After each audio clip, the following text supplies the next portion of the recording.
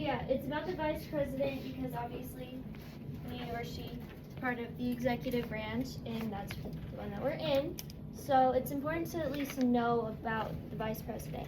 So the way we're going to do this is I'm going to read the first paragraph, then I'm going to call on someone to read the next paragraph, then that person is going to call on someone, and then so on. So yeah, take notes if you want on it, or if you see something that like stands out, underline it, do whatever to help you out. So, but these are for you to keep. So, all right, putting the success in succession. When the framers were writing the Constitution, they realized they needed a presidential line of succession. In other words, they needed to know who would be president if he could no longer do the job. They created the role of vice president to fill this position, but they needed a job for this person to do. Jex, you get to read the next one. Separating powers.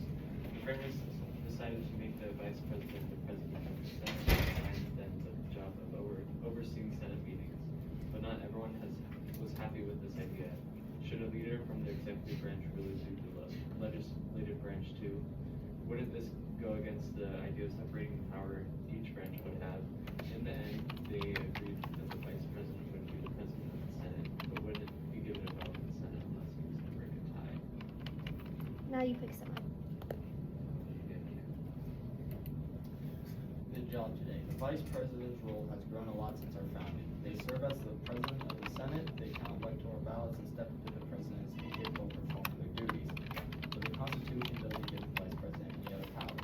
It's up to the vice president and president to decide what the vice president will do. Over time, they have become more involved in the executive branch, managing the cabinet, representing the government, informing all officials, leading special commissions, and completing other tasks that the chief executive needs them to do.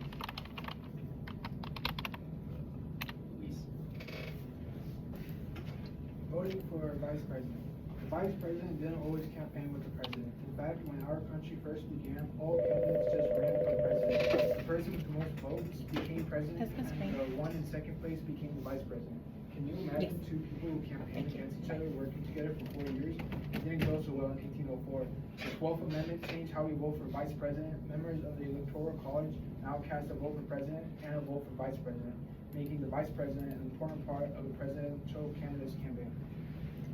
David. All right, bye, Luis. You know it was you. And running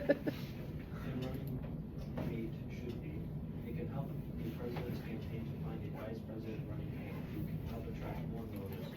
Sometimes they pick someone from a different state or someone who has different work or political experience. Other times, they choose someone who practices a certain religion or is a different race or gender because the right selection can contribute important perspectives and attract more voters. Voters also know that the vice president could eventually be the president. So, this person also has to be a well-qualified candidate. And because the relationship between the vice president and the vice president doesn't end on election day, presidents or candidates must also choose a person they trust to serve in office with them for the next 4 or 8 years. Okay, so that is, we're done with that. Keep that. That's just like some simple like things to remember about the vice president. And now we will be doing an activity. And this activity will require you to stand up and move. So you don't have to actually write or anything. It's a simple activity. It's a true or false activity. This side of the room by the door is going to be true. And this side of the room is going to be false. So we will be doing that, and I will be calling on some of you on each side to answer some questions that I have. So I would get up now so you're ready to go. But keep this front empty. Like just try to stay mainly like that area, like back there, just so you can actually see this and I can see everyone. So, all right. The only way a vice president becomes president is if the president dies in office. True or false? Wait, which one's me? Which one's True is that way. False is that way.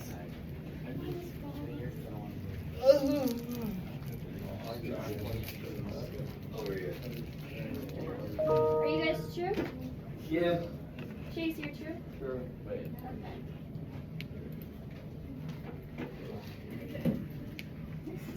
from false tell me why they think this is false? Others, I'm calling out someone.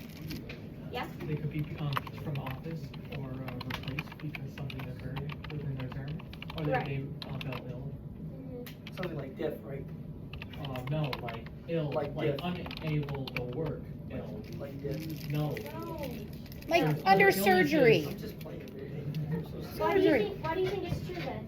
Because, when the president dies, vice president becomes in office, you know what I'm saying? Yeah, but Oh, I didn't know the what screen it Oh. is. It's the only way. False, because it's not the only way. Okay. So, dies, resigns, or for some other reason can't continue to serve the office. So it's not just dying. It could be like Gavin said, any other thing. Yeah. Okay, next one. Oh, Sorry, still trying to alright, so multitask. this one's kind of, you kind of just have to like guess or think about it. 8 vice presidents later campaigned for president themselves and won. So for example, Joe Biden. He was the vice president for Obama, and now he's president. So, true or false? I still don't know. I still don't know. 8 vice presidents. I'm sorry, was I supposed to count?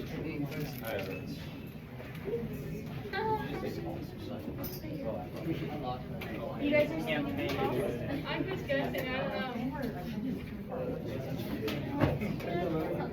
Okay, let's not do that, Cohen, so we don't get hurt. Because we don't want to be responsible for that. How you doing, man? Alright, so you guys all think it's true, and you guys think it's false. Why do you guys all over there, all 3 of you, why do you think it's false? Oh, I guess, I don't know. Okay, what about, okay,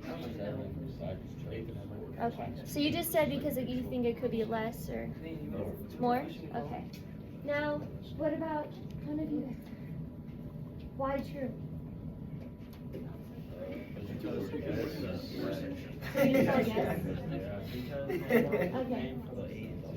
Alright, I guess that's good. Okay, that's great. Yep. It's true.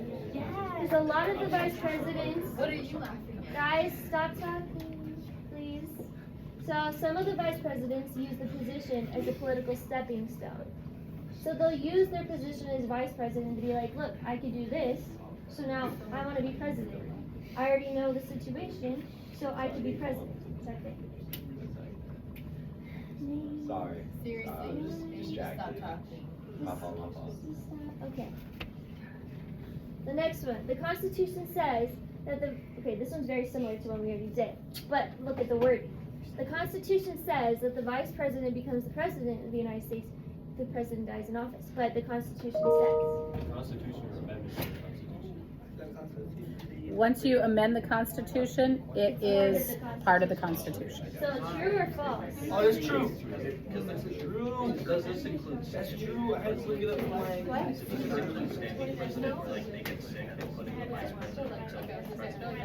Yes. Because that does happen too. Like if they're so. That's a good question. How do you find it? I don't think in this case. Yeah. Okay, so all of you guys think it's true. No, this is. This is just like, you should do your hair as well. Colin, why do you think it's true? Because the 25th Amendment to the Constitution says so. Okay. Well, it's false. You were wrong. So, Did you just like pull that out of your? I mean, That's the 25th Amendment, that's what it says, isn't it? That was gotta be that. The office of the president is not. That's the same thing. No. That doesn't make sense. Just because if the president dies, doesn't the vice president get inaugurated as the president? If they were. technically, the Constitution doesn't state that specific. It's still the same process. It's a technicality. It's a double negative. Yeah. All right. Technically, it devolves Okay, that one was a tricky one, kind of like a trick question type one. Here's a fetus. Oh, what? was not fair. Okay. Okay, let's bring the noise level down, please. Okay, like the president, a person can only be vice president for 2 4-year terms. True or false? You're on false?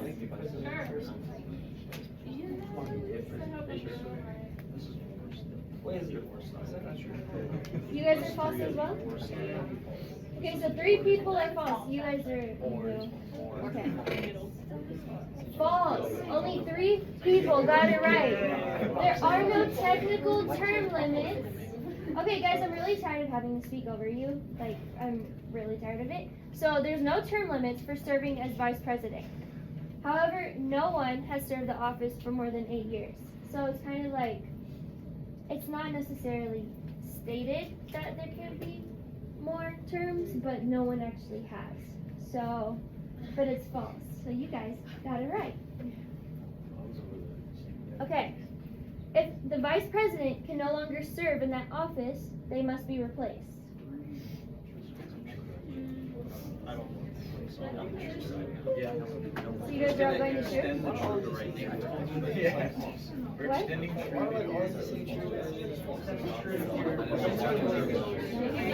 Wait, so where are you guys at? We're true. There's just too many people. Okay, so you're true, but you're just, okay. That makes sense. Alright.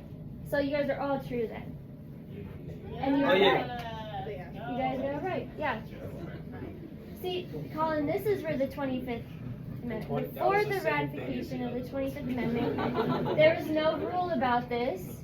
So the office of the vice president has been vacant for 16 times for a total of 38 years. So this was before the 25th Amendment. But you guys all got it. It is true. Okay. The vice president is always elected by the people. I really hope this one's kind of easy for you guys.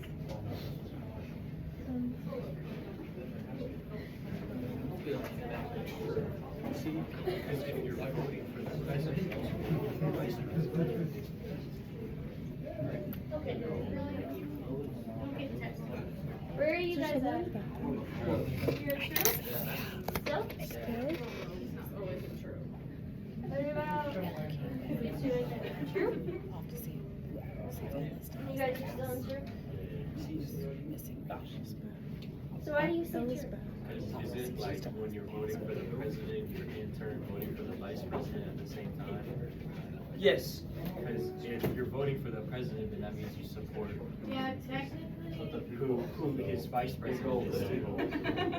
Wait, Ella, you said technically that's... Technically, that's right. Because you're technically still voting for the vice president. So then why are you at false? Well, You're indirectly voting for him. yeah, you're in, yeah, indirectly. Oh, come Well, on. it's false. Okay. Because are you really voting for the president? Yeah, well, technically you still are, kinda. No. But if you're voting, So the president, the popular vote is language first.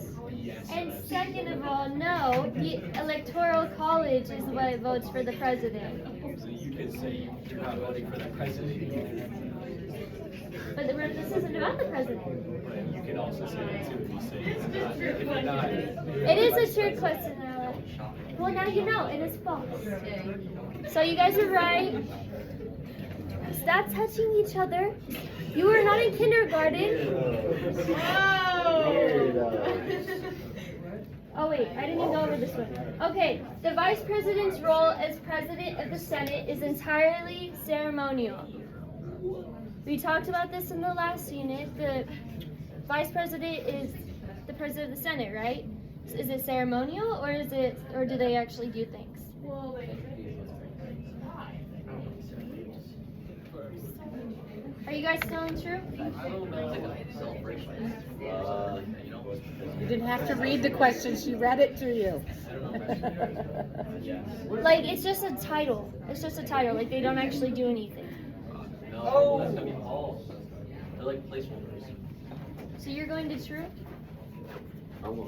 Wait. That's true. Oh, shoot. Yeah, I'll say false. Okay, so everyone's going to false then. Chase, what about you? False? Sorry. Okay. Yeah. So yeah, the vice president is the one that breaks the tie. So it is not ceremonial. And I think that's all. Yeah. No, that's all. We done? Yes, we're done. You can go sit down. There. Abby, Over there. come here real quick. Oh. Hey.